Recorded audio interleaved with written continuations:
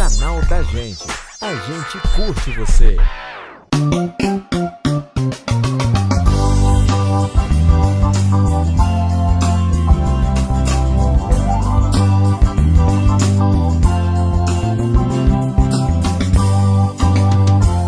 Olá, estamos de volta a mais um Fale Mais Sobre Isso, um programa voltado ao universo da saúde, em especial da saúde mental.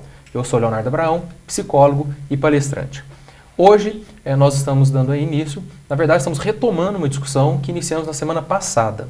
Na semana passada trouxemos aqui o Dr. Paulo Abrão, que é o presidente da Comissão de Anistia e secretário nacional de Justiça, para, juntamente com o psicólogo Pablo Martins e o Afonso Lana, que é artista plástico, discutirmos a questão da violência de Estado em relação ao indivíduo, as repercussões a nível psíquico e como que o Estado brasileiro hoje, por meio da Comissão de Anistia, tem reparado essas questões todas, né?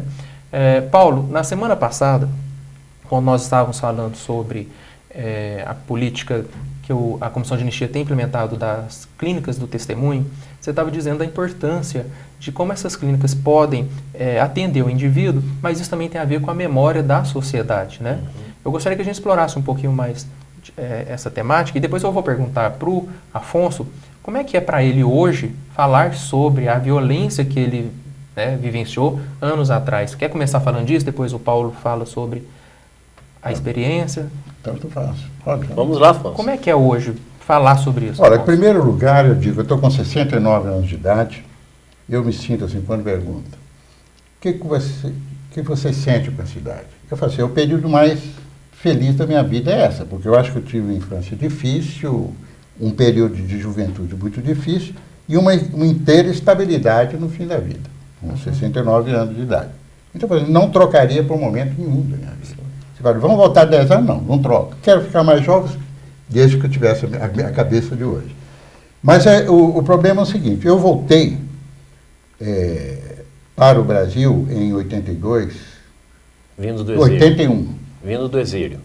Vim do exílio, eu tive uma grande dificuldade de adaptação aqui. Primeiro aquele choque, vim da Alemanha para cá, o grau de desenvolvimento de um país a outro.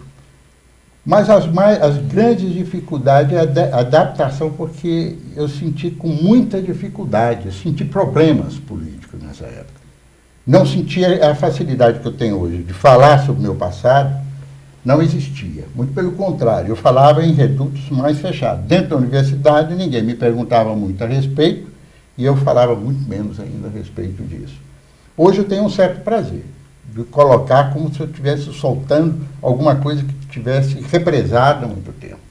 Porque eu sei que uma grande parte da sociedade naquela época não aceitava muito, ainda não tinha clareza do que significava, o que seria um preso político, essa coisa toda.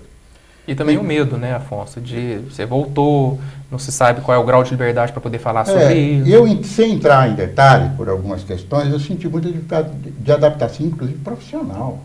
Eu tive problema. Não foi fácil a minha vida aqui, não. Foi muito difícil.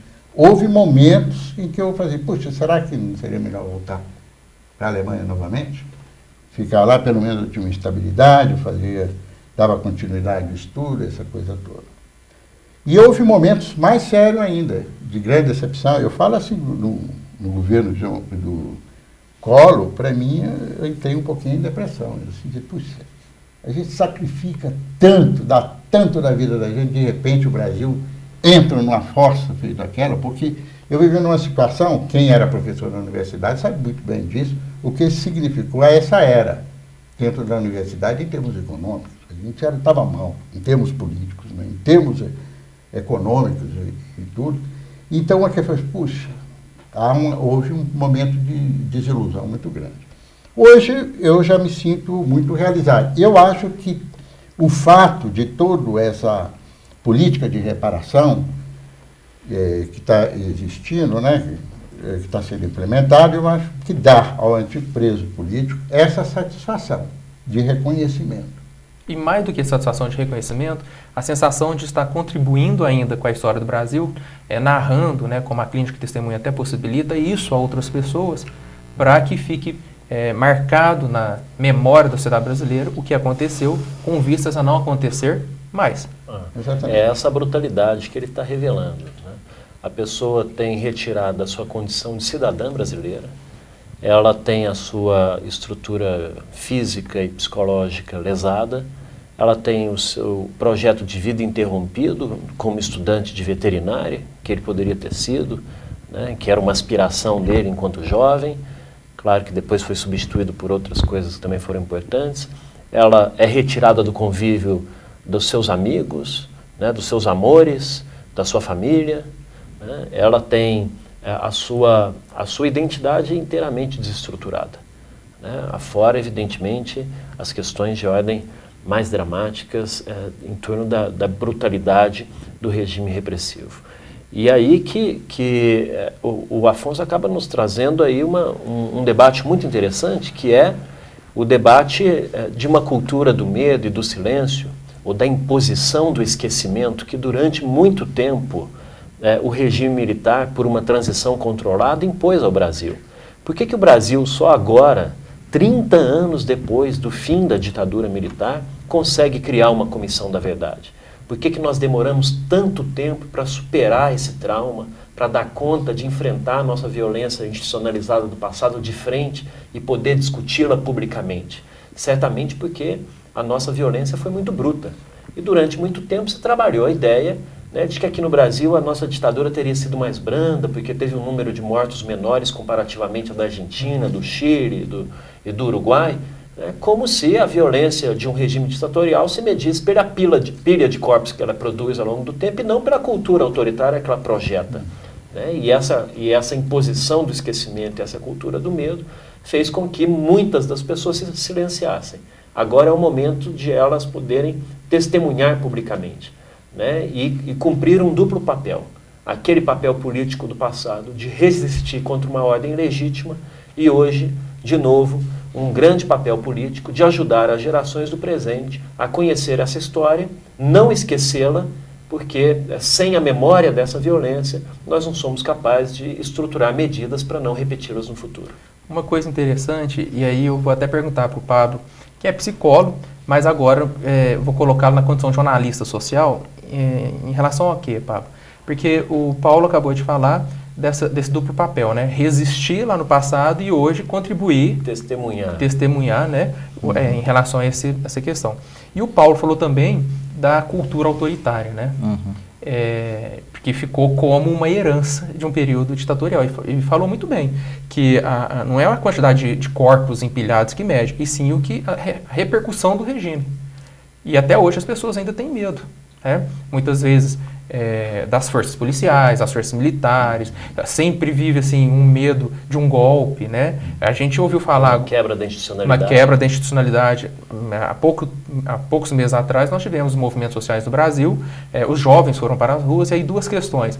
Algumas pessoas já talvez ainda fóbicas ou amedrontadas, e os militares, como é que estão em relação a isso? Isso é a cultura autoritária que permanece, né? Sim. É uma questão que a gente pode perceber no comportamento dos indivíduos, não é isso, Pablo? Sim, essa coisa da manifestação que você falou, eu vi muita gente falando mesmo, né?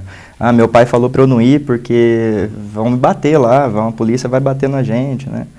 E eu acho que é isso mesmo, quer dizer, nós temos mesmo essa cultura que precisa ser modificada e que a gente observa muitas vezes trabalhando com psicologia, nos pais, nos professores ainda, não de quem passou como vítima, não, mas quem muitas vezes até se identificou com isso em determinado momento, né, e filho se educa batendo, né, muitas vezes a gente escuta isso no consultório, não, para educar filho tem que bater, se não bater não educa, né, então essa cultura ainda da violência. E né? você colocou bem a questão da escola, né, professores às vezes reproduzindo isso. Exatamente, né? E eu acho que é importantíssimo isso que o Dr. Paulo falou, né, a importância desse duplo sentido, né, como que isso é importante para os cidadãos do país, não só, acho que para eles muito mais, né, que passaram por isso, mas de toda a sociedade brasileira saber que o Estado abre esse espaço agora.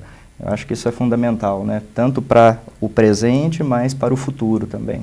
Sim, porque, voltando ainda às manifestações, eu quero até te perguntar, Afonso, uma coisa que nós esquecemos de falar é que a sua história de vida virou um filme, né? Virou, sim. Produzido aqui em Uberlândia? Produzido em Uberlândia. E como é que chama o filme? A Luz por trás da colina. Exatamente, porque Colina era o grupo ao É, qual o senhor exatamente, pertencia na luta, né, contra Exatamente, a ditadura. Nós vamos até exibir alguns trechos do filme, né, durante a nossa conversa aqui com você. Mas o que eu quero te perguntar, as manifestações de junho, né, de jovens nas ruas, em todo o Brasil, esse movimento todo que ocorreu, como que o senhor... O que o senhor sentiu? Se é que sentiu algo a nível de comparação com o que vivia nos anos 60? Não estou falando assim, se era igual ou não era igual, mas o Afonso. Como que isso mexeu com o Afonso? Não, eu achei bem diferente, né? Você falou uma coisa, mas a observação que eu posso fazer é o seguinte, foi bastante diferente. Porque nós tínhamos uma pauta de reivindicação, nós tínhamos uma direção definida. Nós saíamos, sabíamos o que a gente estava fazendo. Nós estávamos contra o governo militar. Nós tínhamos uma proposta contra uma reforma que pretendiam fazer na universidade, que é o MEC e o ZAID. Tinha uma luta contra o autoritarismo, e isso era o fulcro que unia várias tendências políticas.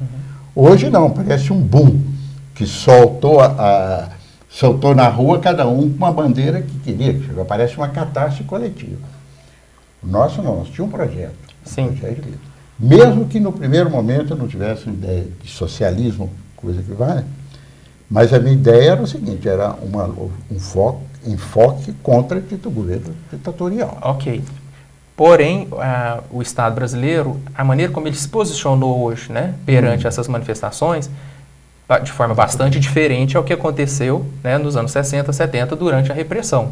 Exato. Será que isso, eu vou perguntar ao Dr. Paulo, será que isso, com certeza, eu imagino que sim, já sejam esses sinais de um amadurecimento da nossa redemocratização e da nossa própria democracia? Eu acho que nós temos duas dimensões aí. Uma é de que as manifestações elas devem ser lidas em dois momentos, elas não são unívocas em todo o seu processo.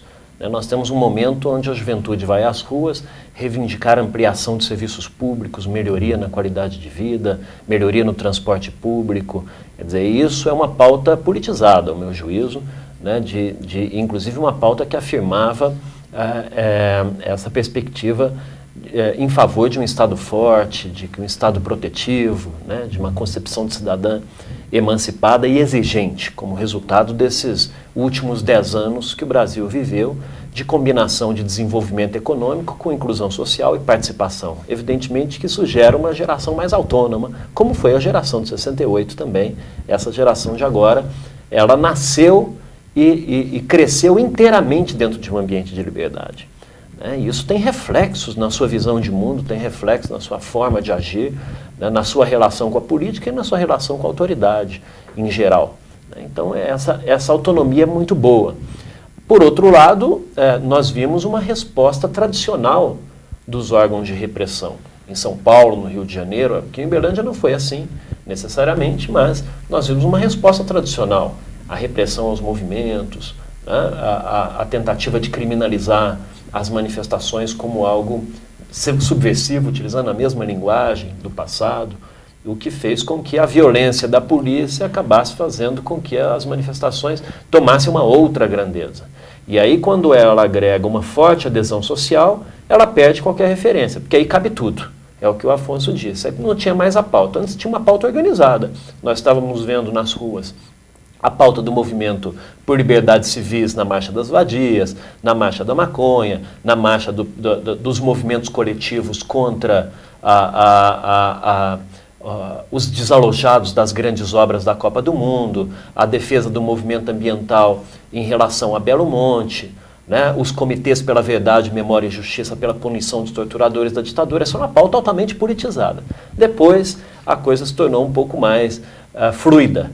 Né? E aí se passou a disputar o sentido dessas movimentações, e inclusive se trabalhou o medo da quebra da institucionalidade. Muitas pessoas falaram assim, eu teve um determinado momento que eu achei que ia perder o controle, né? E algumas vozes, lembremos, em São Paulo um determinado grupo foi às ruas convocando a reedição da Marcha da Liberdade da Família, né, da tradição e da família e da propriedade, que é a mesma marcha que em 64 reivindicou um golpe militar.